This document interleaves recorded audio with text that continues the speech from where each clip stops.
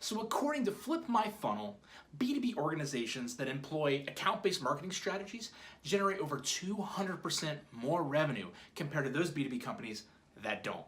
So if you're using mass marketing, stop it. And you should start adopting account-based marketing. I'm going to show you a few easy ways to get started. So the old way of marketing, mass marketing, is you're going to start fishing with a net. So you're going to cast a wide net in a massive market, hoping that by this sheer law of numbers, you're going to catch a fish or two. And sure you will, but that is not an efficient way to do your marketing. It's very expensive. It's not cost effective in the long run.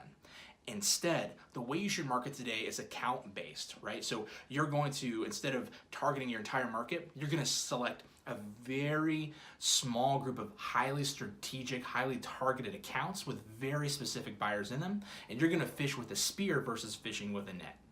So throw away your net, grab your spear, and let's get into this and talk about the 6 steps that you need to execute on to effectively deliver account-based marketing. Step 1 is to define your strategic accounts. So again, you're not marketing to a market, right? You're going to select a very targeted segment of very qualified and specific buyers. So think about things like, is the ideal account, so company, for me, do they need a certain employee size? Do they have to have a certain revenue? Do they have to sell to a certain group of buyers or be in a certain geography? Do they need to be all of the above? You need to be very picky about what makes a strategic account for you. And if even one of those things doesn't line up for you, don't put them in your strategic account list.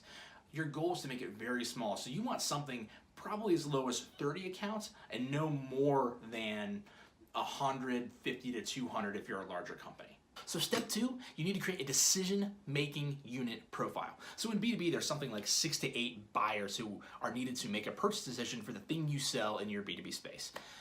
Now that you understand the strategic company and account you want to sell to, you need to understand the individual buyers that go into making the decision to purchase whatever it is you sell. So for instance, a CEO could be the ultimate decision maker of someone you're trying to sell to, but the buyer may be somebody like a marketing VP or a marketing director. So understanding the things that drive them in this profile will help you create messaging that resonates with all of these buyers down the line in your marketing and sales process. You can compile all this information into a really easy to use decision-making unit profile that I'm going to link below, and you can just download that template and use it for your own marketing efforts. You're welcome.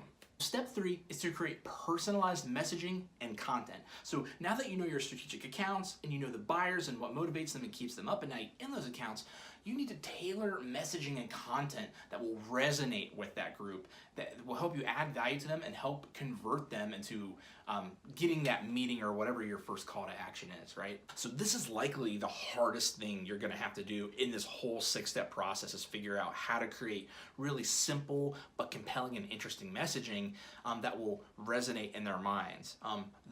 Probably the most important thing you need to understand is what keeps them up at night, and then how do you clearly position yourself as a solution to that problem, right? It doesn't have to be fancy. You just have to be very simple and clear in your messaging. And then from a content perspective, if you know you're trying to sell infrastructure services to IT and operations directors, right? You want to make sure as a marketer that you're arming your sales team with infrastructure specific content. So when you are messaging to those people and they are resonating with those messages, that you're backing those messages up with relevant thought leadership that can immediately add value to that buyer's life. Step 4, design your marketing strategy. So messaging in content creation is probably the hardest part. This is really the fun part in my opinion. So now that you've got your messaging packed up, you know who you're talking to, all that good stuff, how are you going to get your audience's attention using account-based marketing? So I have 3 things that I've used personally in my own career or I've seen used to great effect. The first one is what I call unignorable mailers. So something big and lumpy that's super creatively designed and sexy and interesting that you can put your message into, that they can't ignore it. They're not going to throw it away. It's going to sit on their desk. They're going to share it around the office. People are going to talk about it. It's going to be great. They're expensive and hard to do, but it's well worth it because your competitors aren't doing it, and you're going to break through the noise and earn attention. So the second thing I've seen done to great effect is video email prospecting. So instead of sending people, I think the average person is bombarded with like 250 garbage emails a day. You can personalize your email with video and humanize it And people just seeing that you're doing a video will help you cut through the noise as long as you're delivering that great message very simply and clearly, and the recipient knows what they're going to get out of having a meeting with you. And the last thing I've seen done with great effect is LinkedIn targeting, right? So if you're B2B, chances are your buyer is probably on LinkedIn. LinkedIn has super sophisticated targeting mechanisms. So if you're packaging up your message in the form of something that's cool like a video, you can get very targeted for a great price on LinkedIn and connect with people on that platform, which is a great social selling tool. Step 5, execute your campaign. This is it. The most important thing about execution is figuring out a way to align what marketing is doing with what sales needs to do in reaction to what marketing is doing, right? So having this alignment is critical because it's going to allow you to close those deals faster and react to opportunities that may arise that you may not have been prepared for.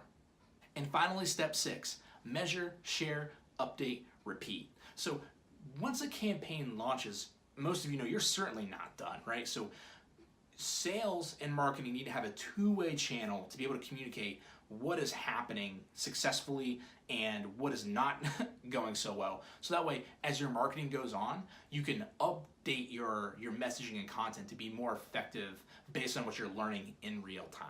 And that is how to generate more leads with an account-based marketing strategy. So hopefully by now you understand fishing with nets sucks. Grab the spear. It's going to be way more effective, way more efficient for your return on marketing spend in account-based marketing.